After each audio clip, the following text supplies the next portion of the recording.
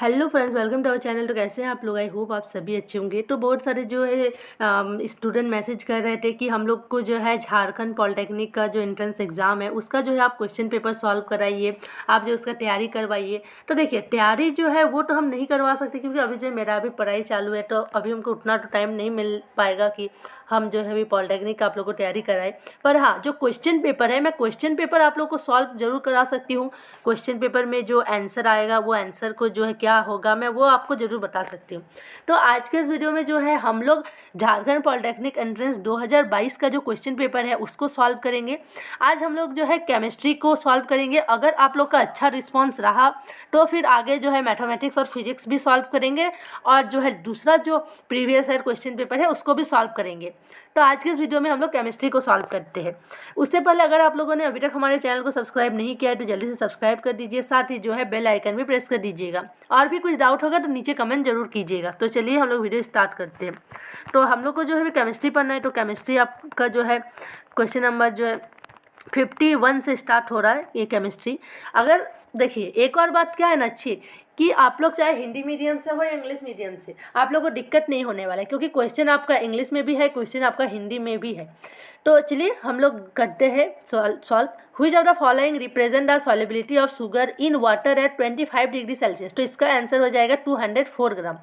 यहाँ पर जो है मैं अब उतना जो है इसको नहीं डिटेल में बताऊंगी क्योंकि आप लोग जो है पढ़ ही लिए होंगे ये सारा चैप्टर जो है 10th में। अगर नहीं पढ़े तो जल्दी से आप लोग जाइए और पढ़िए। उसके बाद है which of the following are physical changes. तो इसका आंसर हो जाएगा मोर देन 1। उसके बाद 53 पे है the law of conservation of mass was given by. तो जो द्रव्यमान संरक्षण का जो सिद्धांत है वो किन्होंने दिया था? तो वो दिया था लावोजियर। लावोजियर ने जो है law of conservation of mass का सिद्धांत जो है दिया था। उसके बाद है in the water the proportion of oxygen and hydrogen by mass is. तो इसका आंसर आपका हो जाएगा 8:1।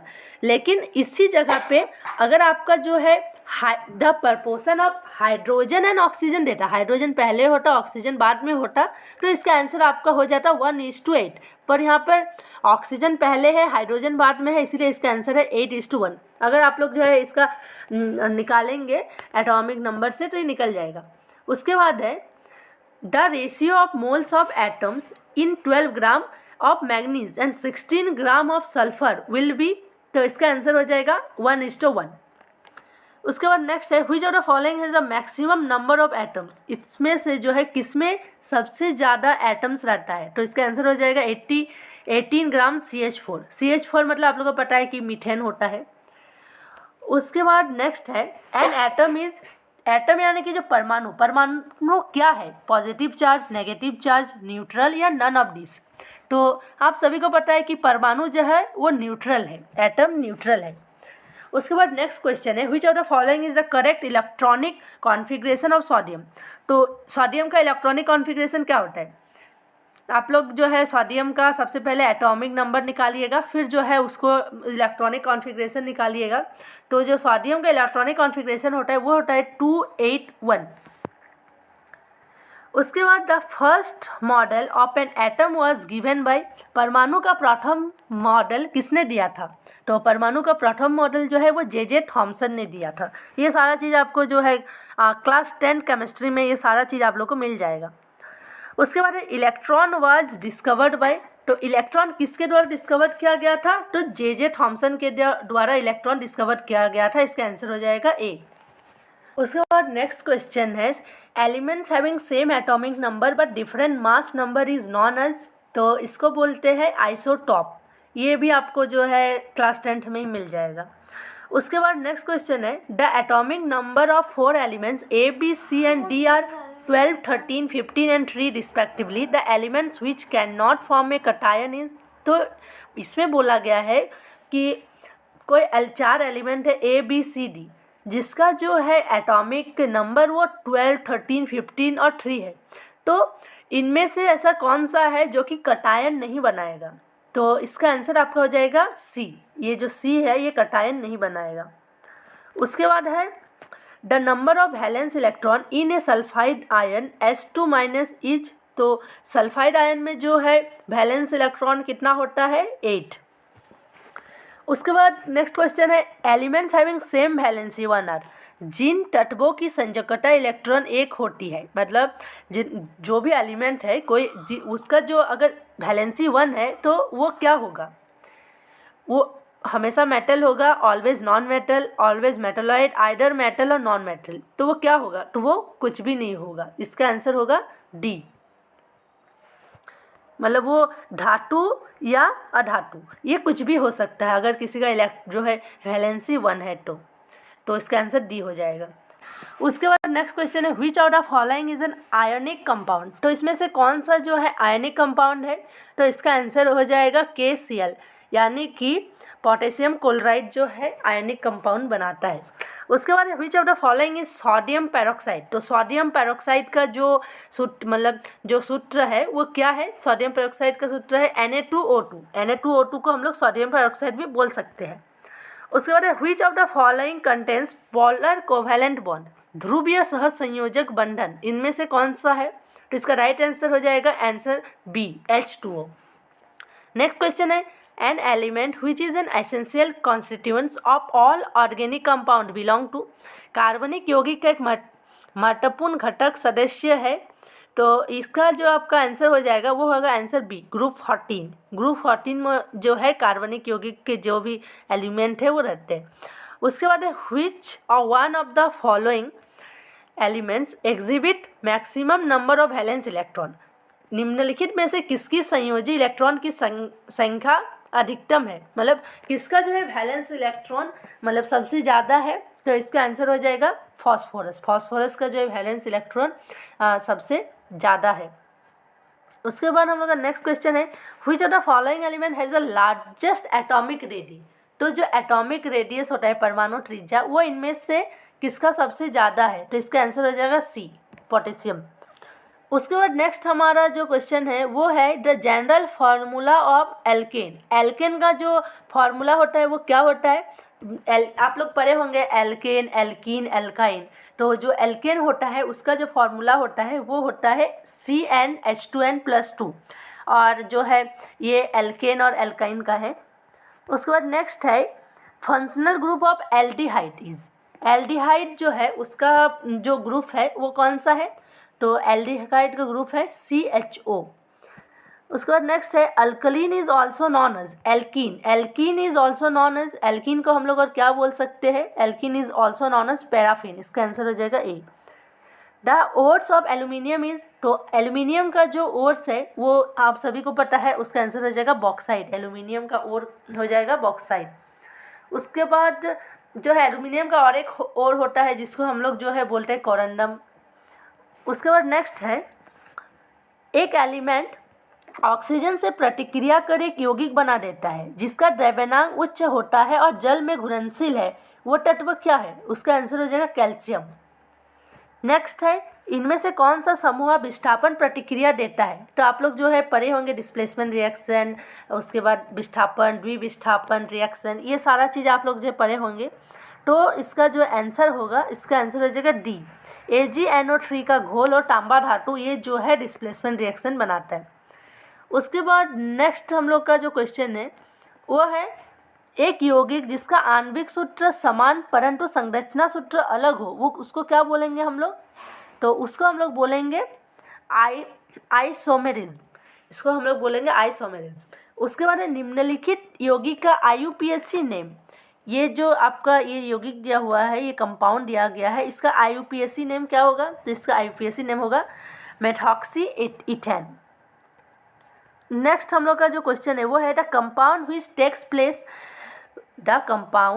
Takes part in the addition reaction is, यौगिक जो योगशील प्रतिक्रिया में भाग लेता है वो क्या है, तो इसका आंसर हो जाएगा ए।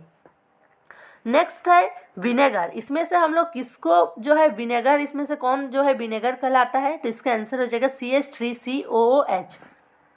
नेक्स्ट है soaps are prepared by alkaline hydroxide of, साबुन अल्कलाइन हाइड्रोलाइसिस द्वारा बनाया जाता है, साबुन अल्कलाइन किसके द्वारा बनाया जाता है, तो ईस्टर द्वारा जो है साबुन अल्कलीन बनाया जाता है। नेक्स्ट है किस स्रोत से प्राप्त जल के द्वारा साबुन द्वारा सफाई अच्छे से होती है, तो यहाँ पर ये बोला गया है कि हम लोग जो है जो पानी हम लोग मतलब कौन से सोर्स से जो पानी मिलता है उससे जो है हम लोग का सफाई अच्छे से हो सकता है, तो वो है वर्षा का पानी, रेन वाटर से हम लोग का जो है सफाई अच्छे से हो सकता है।